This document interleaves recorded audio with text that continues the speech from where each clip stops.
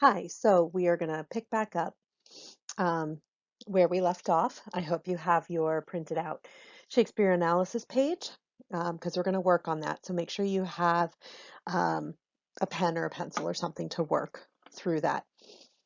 Before we do, so I thought it would be a good idea to go over some of the common irregularities that we find in Shakespeare's text.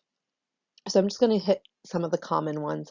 Um, as Shakespeare wrote, especially as he matured in his writing, um, you can expect to encounter more and more irregularities or deviations from that iambic pentameter formula. So we're going to look at some of the common ones.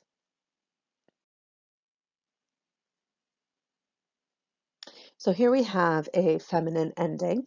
We've already talked about that. A feminine ending is simply that extra unstressed syllable at the end. 11 syllables in this line, no big deal. Little extra stressed at the unstressed at the end. Then we can have a headless line or a trochaic first foot. They're similar, not the same thing. Let's go ahead and look at this line. I'm going to skip this first word for a second, and we're going to hit apace, you fiery-footed steeds. So this is all nice and regular. Apace, you fiery-footed steeds. But this is a problem. Gallop. We don't say gallop. We would say gallop. So this is a trochee. So we have a stressed first syllable and an unstressed second syllable. So we actually flipped the two stresses and we have a trochee instead of an iamb.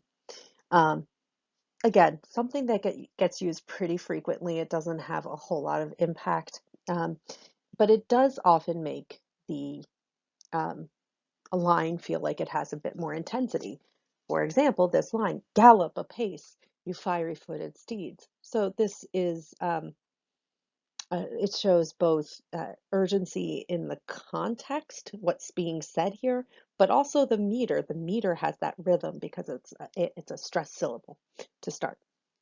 The other option, the headless line, would be a similar effect. You start the line with a stressed syllable, but in unlike here where you're just flipping the stressed and the unstressed, the headless line, you eliminate that first unstressed syllable.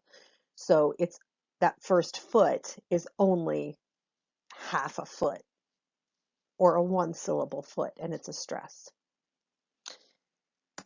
Okay, next we might have an irregular foot.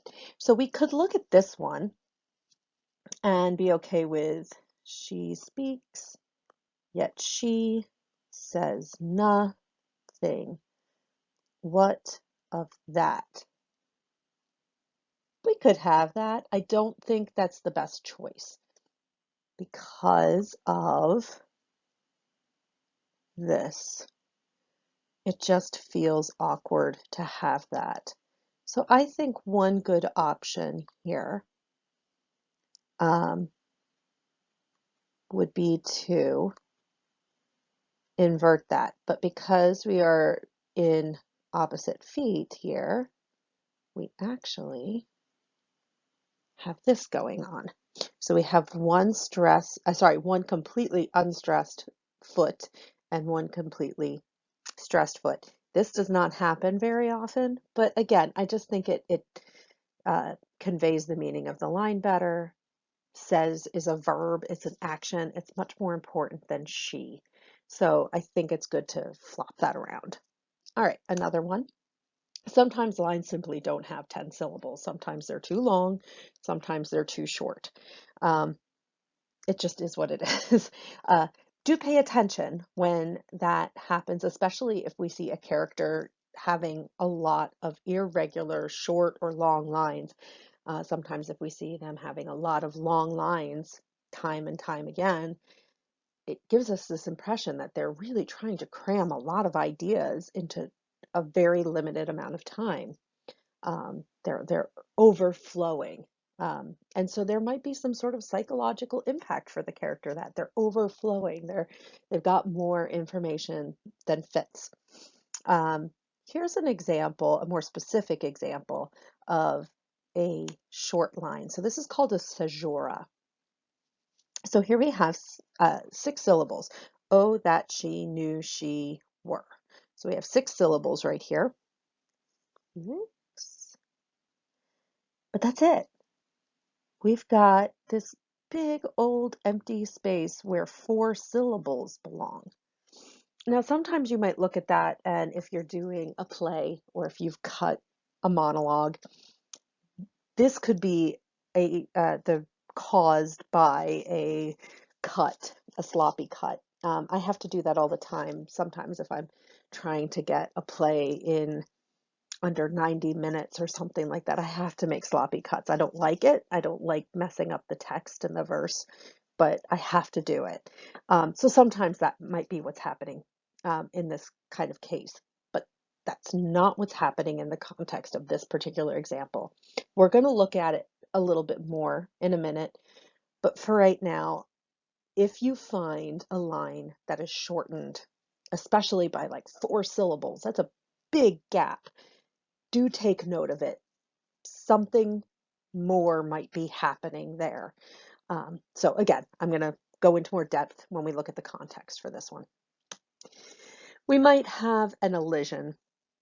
So an elision is where we have some extra text.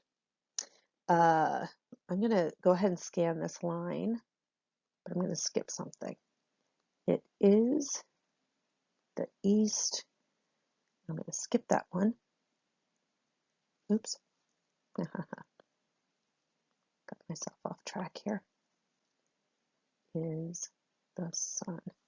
So let's go ahead and mark out our feet to see what's happening. So I've got my first, second, and fifth foot, but we have a problem here that we need to take care of. So one way that we might logically think of this is, and Juliet, because that's what we say, her name, Juliet, 3 syllables, Juliet, but it doesn't work. It is the east and Juliet is the sun. I hope that feels awkward to you. It feels like a horse that is kind of tripping down the hill. So there's a better way to look at this. Let's just get rid of all of those. And Juliet. So what I'm doing is I am slamming that 2-syllable part of her name into just 1 syllable. And there's our foot. Now we have a beautiful regular line. It is the east and Juliet is the sun. Works out great if you just clear up her name. And it's kind of interesting too, because this is from Romeo and Juliet, obviously. Juliet actually has 3 different names in the play, and they change as needed in the text. So sometimes she is Juliet, so 3 syllables. Sometimes she is Juliet, like we just did right now. And sometimes she's actually written as just simply Jewel. And it's actually written that way in the text. You don't have to figure that one out. Shakespeare did that one for you. So just interesting things to note.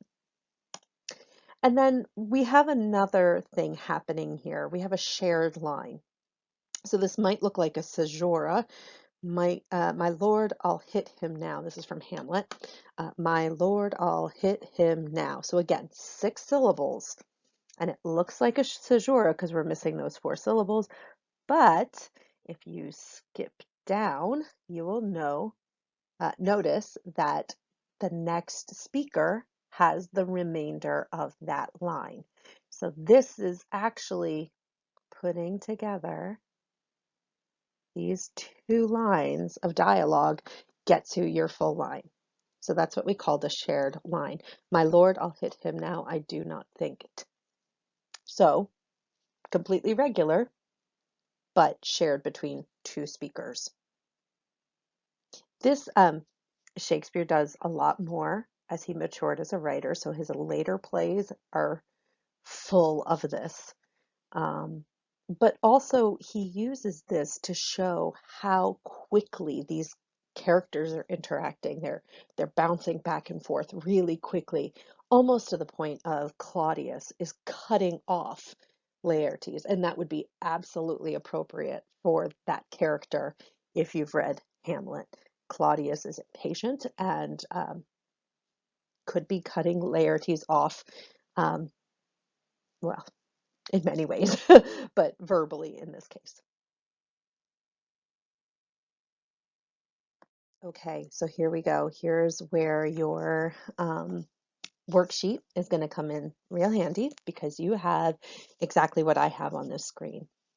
We're going to go through this and mark it piece by piece and try to get a good idea for what's happening here. And a lot of what we just talked about in those irregular lines is going to come up. So here we go. I'm going to go do the first line because we've already hit this one a few times.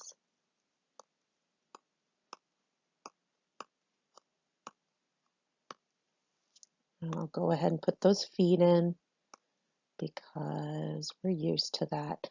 Again, as I said before in the other video, soon you're not going to need to put those feet in, but it helps to just see those two-syllable patterns, especially if we're trying to figure out those words that have more than one syllable.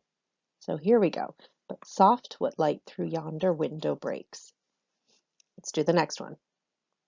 It is the east and jewel, this is what we just did, yet is the sun.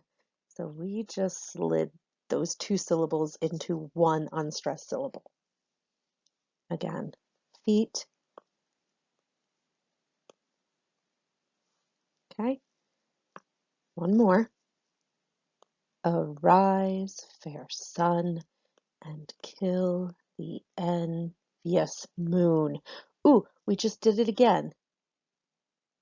So, envious should be three syllables. Envious.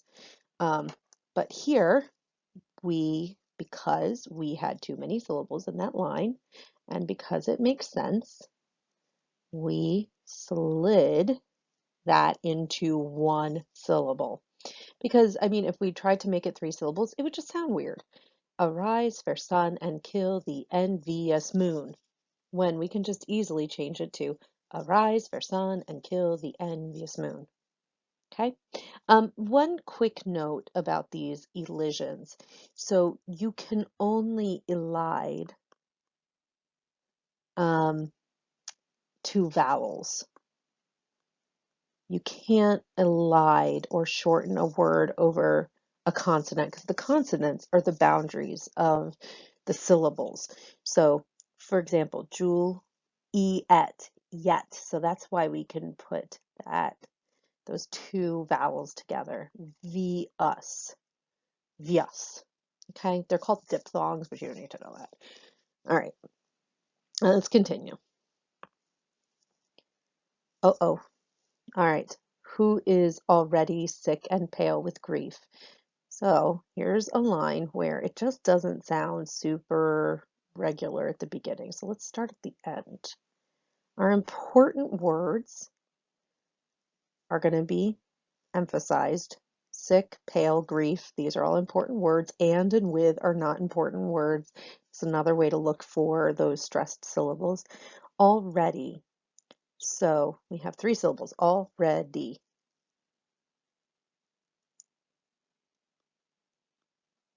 Already.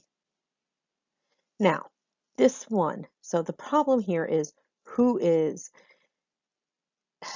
You can keep it regular, or your choice, you can flip it.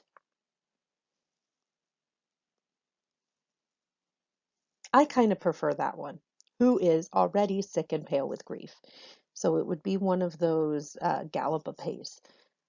We have a trochee in the beginning instead. But otherwise, still pretty regular. Oops, wrong place for a line. There we go. All right. Coming up, I'm switching to this darker color. It's a little better.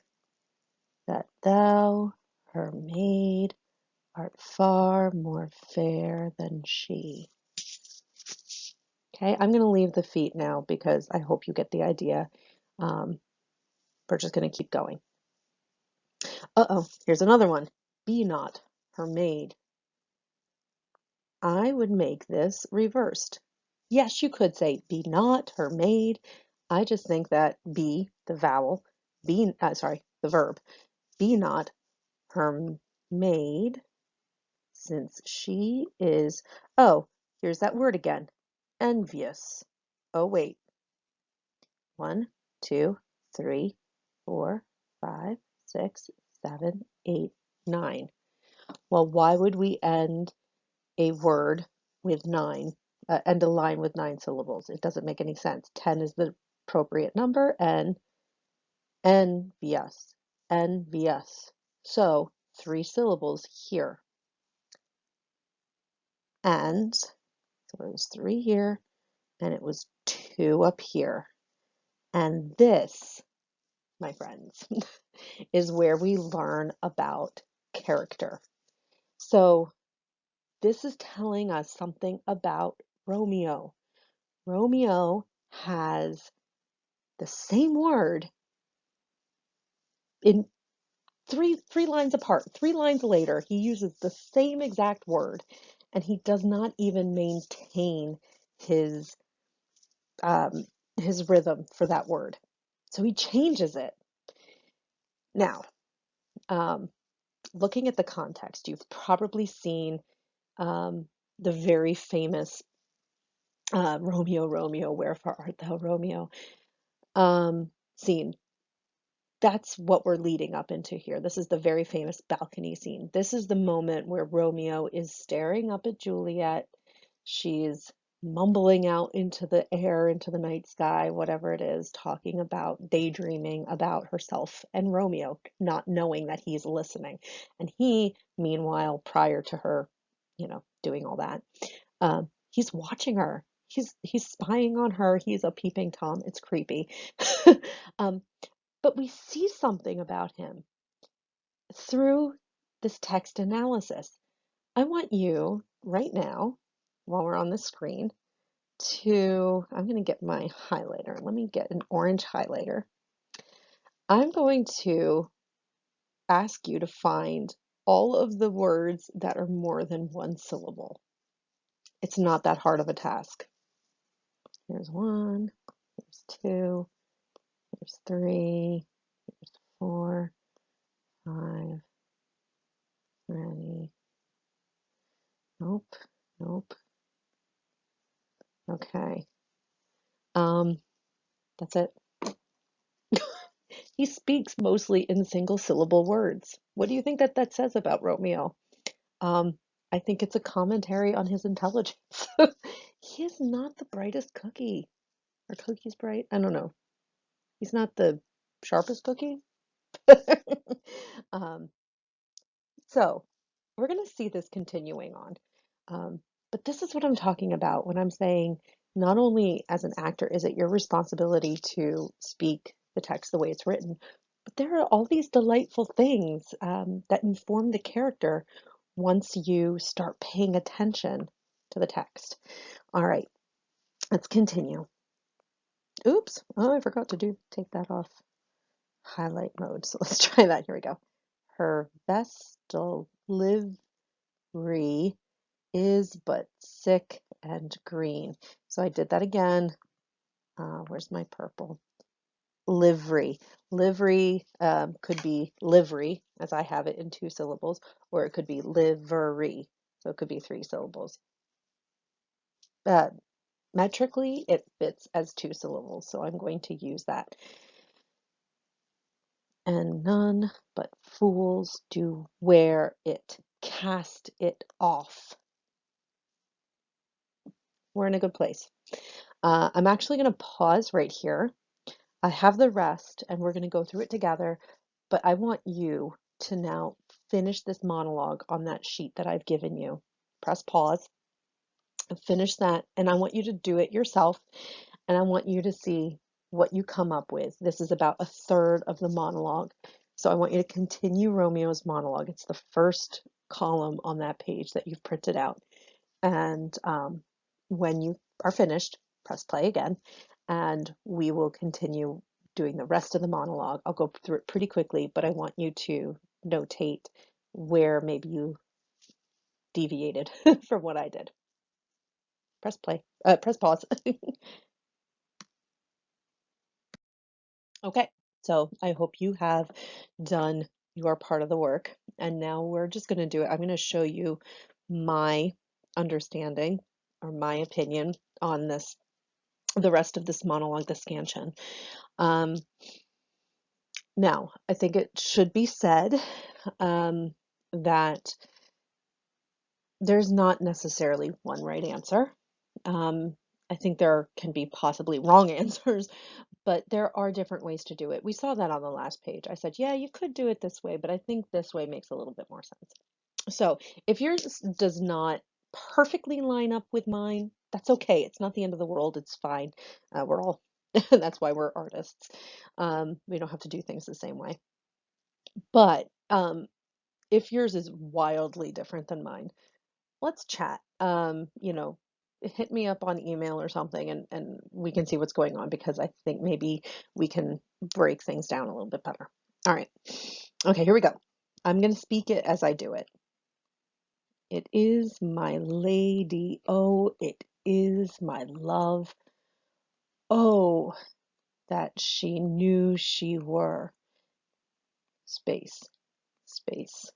That's the one that we looked at a couple slides ago with the two empty feet. I also made this first one a trochee rather than an iamb, because O's and ahs and those kinds of things appear in Shakespeare a lot.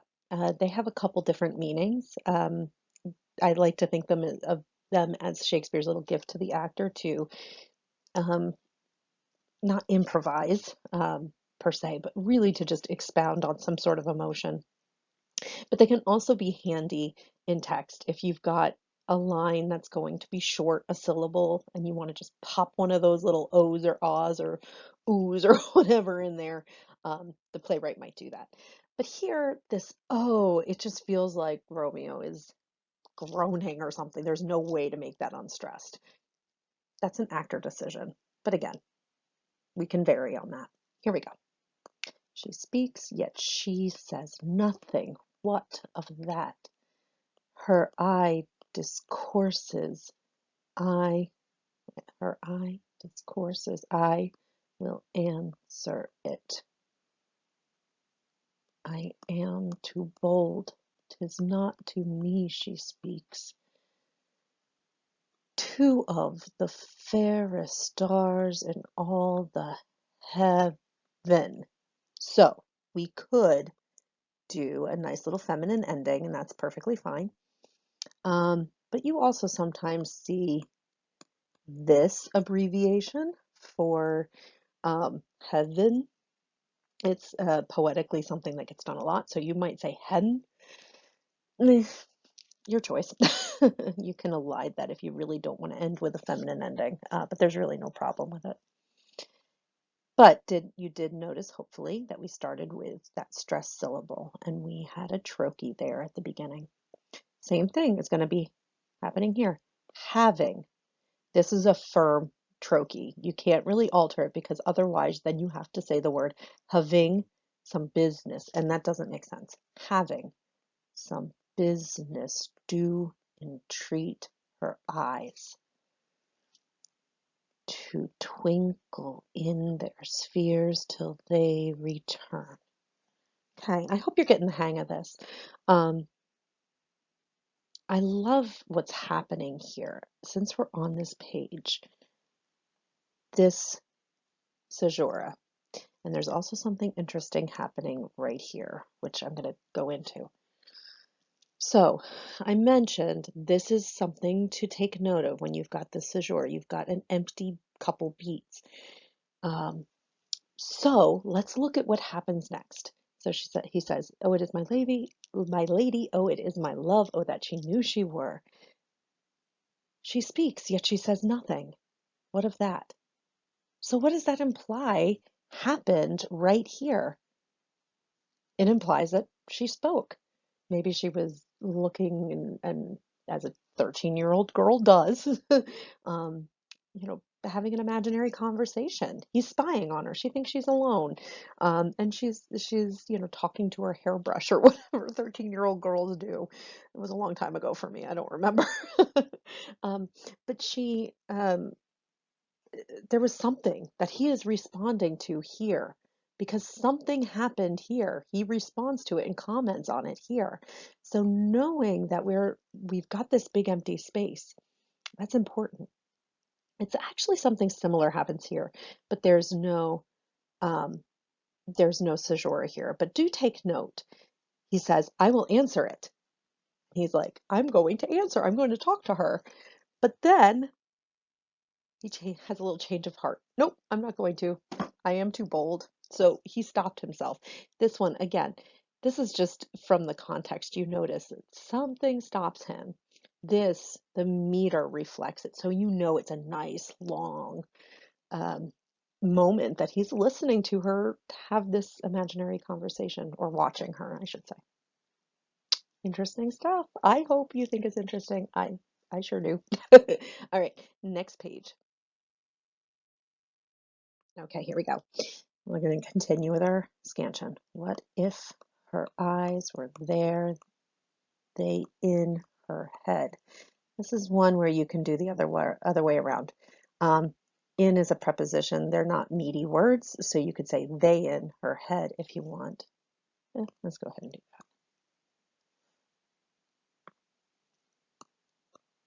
that. Either way, doesn't really matter. The brightness of her cheek would shame those stars.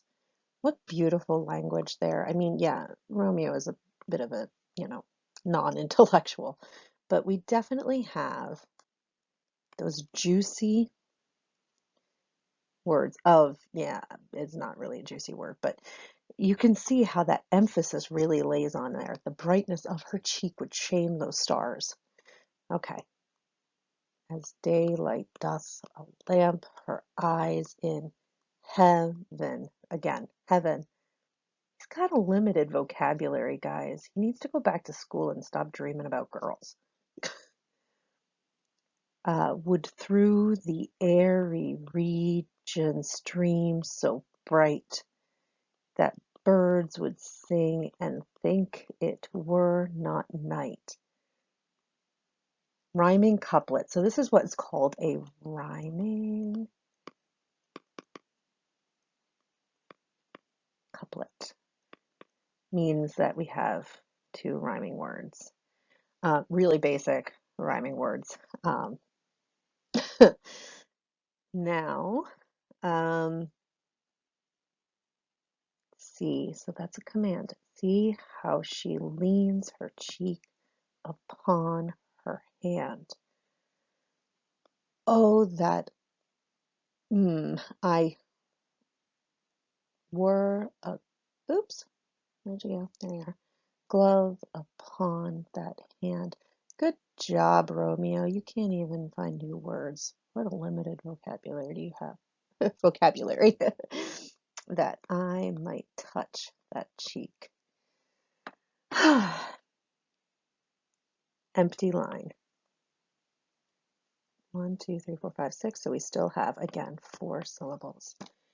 So there's a lot going on here. I know it seems really overwhelming when you look at some lines, some monologues, and some of Shakespeare, but there's a lot going on. And if you just take the time to break it down, you can see some of this interesting stuff. Um, yeah, this is what I have my 2 masters in, guys, so I get kind of excited about it. But we could go on and on. today we're just working on the scansion, so there's so many other beautiful things happening here that I want to get into, but I will I'll save it for another time. Bye.